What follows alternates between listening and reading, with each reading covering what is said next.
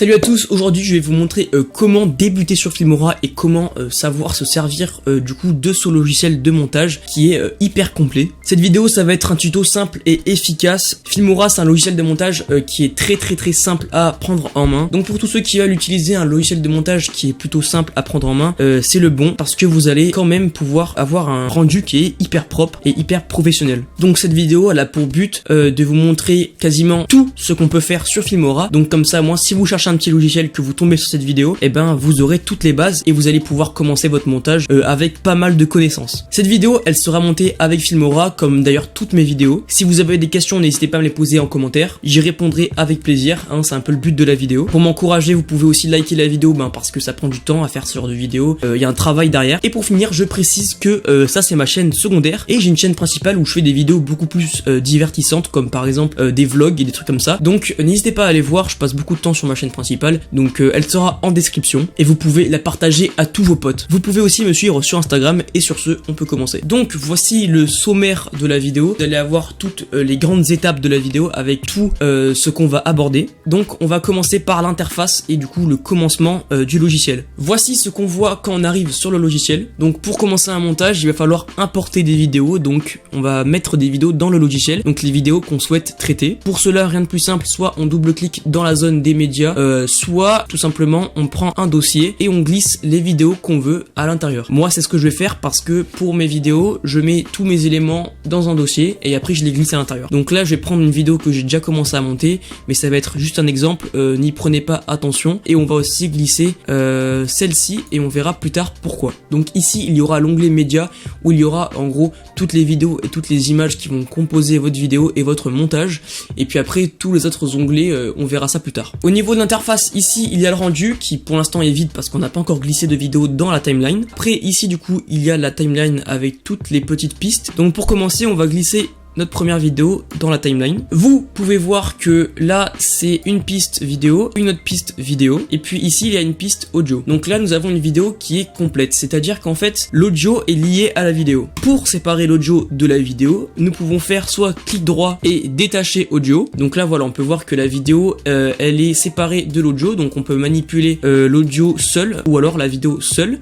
tandis qu'avant on ne pouvait pas. Ou alors plus simplement cliquer sur la vidéo et faire CTRL ALT D. Donc voilà, c'est un raccourci donc pour tous ceux qui veulent aller plus vite. Bref, là pour le coup ça ne va pas nous servir directement, donc je fais CTRL Z pour revenir en arrière. Ici nous avons une barre qui permet d'augmenter ou de baisser le gain du son, donc hop, en restant appuyé sur la barre. Donc maintenant on va pouvoir passer concrètement aux bases du montage. On va commencer avec les cuts. Donc les cuts c'est quand on sépare une vidéo en deux. Pour s'y prendre, on va prendre notre petite ligne comme ça qu'on peut déplacer là où on veut. On va la mettre juste ici, donc c'est là où je veux couper. On peut aussi zoomer pour être plus précis, donc pour ça on met notre souris juste ici et après on reste appuyé clic gauche et on décale vers la droite pour zoomer et vers la gauche pour dézoomer. On sélectionne la vidéo en faisant clic gauche et on clique sur le petit icône du ciseau juste ici. Voilà, donc là la vidéo elle est séparée en deux. Moi je ne fais jamais ça parce que je fais beaucoup de montage, donc pour aller plus vite je fais CTRL B, donc c'est le raccourci du ciseau. Maintenant qu'une vidéo est séparée en deux, ça peut nous être utile pour plein de choses. Par exemple je peux voilà décaler ma vidéo comme ça, voilà, on peut en faire ce qu'on veut et ça va aussi nous permettre de supprimer des moments qu'on ne veut pas garder. Donc là par exemple écoutez, j'ai la flemme de faire l'intro. Explique s'il te plaît. Je vais sélectionner le moment que je veux garder, donc là je cut, et la vidéo que je veux pas parce que c'est là où je mets en place mon téléphone, je supprime. Donc soit on fait clic droit à supprimer, soit hop on appuie sur supprimer directement sur le clavier. Maintenant au niveau des zooms, donc les zooms ça va être utile pour plein de choses. Donc j'ai sélectionné un clip où je veux faire un zoom dessus. Pour ça très simple, on va juste soit appuyer là-dessus, donc c'est l'outil de recadrage, soit appuyer sur Alt plus C, comme ça. Donc ça va être les zooms directs. Par exemple si je veux zoomer sur ma grosse tête, comme ça, je recadre en restant appuyé sur mon clic gauche, ok, et donc voilà, le zoom sera sur ma grosse tête. Mais on peut faire d'autres types de zoom. Par exemple là juste ici il y a le ratio, donc soit on personnalise, donc comme ça, personnaliser, et là on peut faire les bords comme on veut. Mais il n'y a pas que ça les gars, on peut aussi faire des panoramas et zoom. Donc en gros nous avons la vidéo de base, donc début, et puis juste ici un cadran où il y a marqué fin. On peut cliquer dessus et donc en fait on va personnaliser un petit peu le cadran, ça va faire un zoom progressif, voilà. Donc là, hop, vous pouvez voir que voilà, la vidéo s'avance sur ma tête. Et pour rendre une vidéo dynamique, c'est hyper utile. Maintenant, au niveau du recadrage, on peut aussi faire autre chose. On peut venir sélectionner la vidéo, puis ensuite la bouger comme on veut. On peut aussi l'étirer, parfois ça peut rendre le truc un petit peu drôle avec des têtes un peu étirées. On peut aussi venir comme ça tourner la vidéo. Juste ici, nous avons l'icône pour changer la vitesse. Et c'est plus simple de venir directement appuyer sur CTRL et de venir rendre la vidéo plus lente, rendre la vidéo plus accélérée, directement comme ça. Ici, on peut changer la couleur, et puis là, on va pouvoir choisir une couleur comme ça, ajuster, et puis changer le seuil, changer la valeur, etc. Ici, nous avons un outil pour les fonds verts. Donc moi, je m'en sers pas, donc je n'ai pas vraiment travaillé dessus. Donc je vous laisserai aller regarder des tutos sur YouTube pour ça. Je vous en mettrai dans la description. Et puis juste ici, nous avons le suivi de mouvement, donc motion tracking en anglais. Donc pour vous parler du motion tracking, je vais choisir un clip de Minecraft. Pour ça, on sélectionne le clip comme ça. Ici, on va venir appuyer sur l'onglet suivi de mouvement. Il va apparaître un petit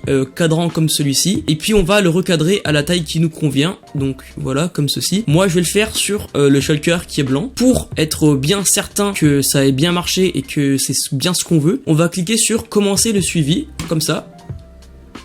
Et là voilà, on peut bien voir que ça a bien suivi le shulker tout blanc. Je vais aller dans l'onglet éléments, on va y revenir tout à l'heure. Et je vais par exemple voilà, choisir icône web que j'avais mis en favori. Je vais le remettre à la taille de la vidéo tout en restant appuyé sur mon clic gauche. Ici je vais venir le recadrer à la taille que je veux. Et puis après je vais aller faire un double clic sur la vidéo de base. Ici je vais cliquer sur aucun. Et là je clique sur icône web parce que c'est le nom de l'image. Donc voilà, icône web, ok. Et normalement...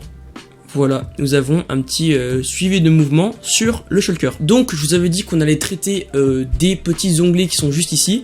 Donc, on va commencer par l'onglet audio. Ici, nous avons tous les clips audio et les effets sonores qui sont déjà préinstallés dans le logiciel. Et ça, c'est un gros plus pour Filmora parce que vraiment, ils ont déjà préinstallé plein de trucs. Vous allez voir, c'est hyper cool. Et puis, juste ici, il y a toutes les catégories de trucs audio. Un qui est hyper intéressant, c'est par exemple quand il y a un gros mot qui sort ou quoi, il y a le bip, donc le bip un peu cliché de toutes les vidéos YouTube. On peut rester appuyé et on le glisse dans la timeline. Encore une fois, on peut augmenter ou baisser le son. Et par exemple, si je veux couper le moment où je parle, je vais faire comme ça, je cut et je vais baisser le son comme ça.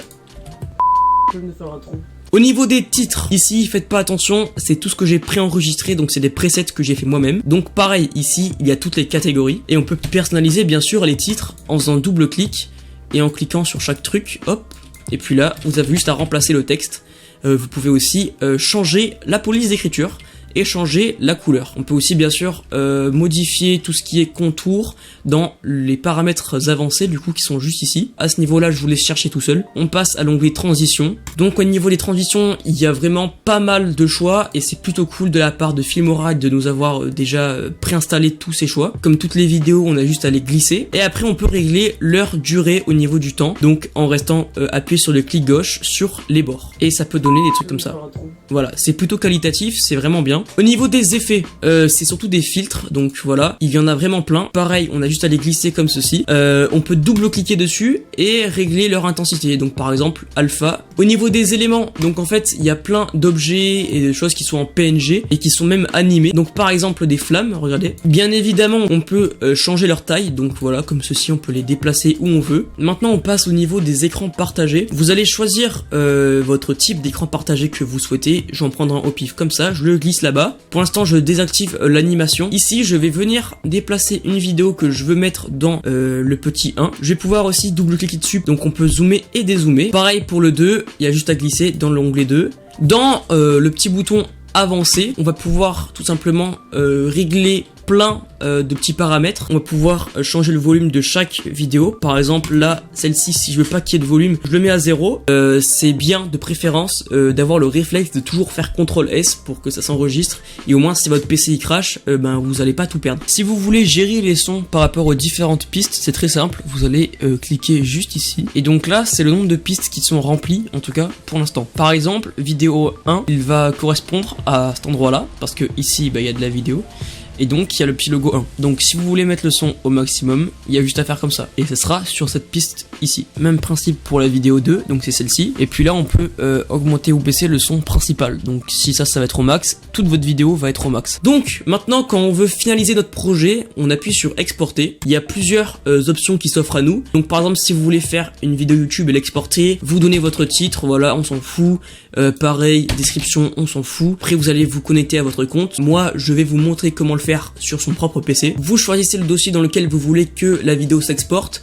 Moi c'est déjà fait, voilà, on a juste à cliquer dessus, hop, double clic, et on choisit le dossier dans lequel on veut. Au niveau des paramètres, très simple, hop, vous pouvez choisir votre résolution, votre encodeur, moi j'ai choisi celui-là, la fréquence d'image, donc les FPS, je vais mettre 60 FPS parce que c'est le mieux, et ici vous avez choisi votre format, donc MP4, je vous conseille vraiment de faire MP4, mais si vous voulez tout simplement exporter juste l'audio, vous pouvez faire le MP3, voilà, donc choisir le MP3, et encore une fois, c'est le même principe. Bref les gars, cette vidéo est finie, j'espère qu'elle vous aura vraiment aidé. N'oubliez pas de lâcher un like si elle vous a aidé parce que ça prend du temps à faire ce genre de vidéos. N'oubliez pas que j'ai une chaîne principale où je fais des vidéos beaucoup plus divertissantes et beaucoup plus drôles parce que là c'est un peu nul, c'est juste pour vous aider. N'hésitez pas à aller y jeter un petit coup d'œil. Bref, on se retrouve pour un prochain tuto et voilà, ciao bye Simer.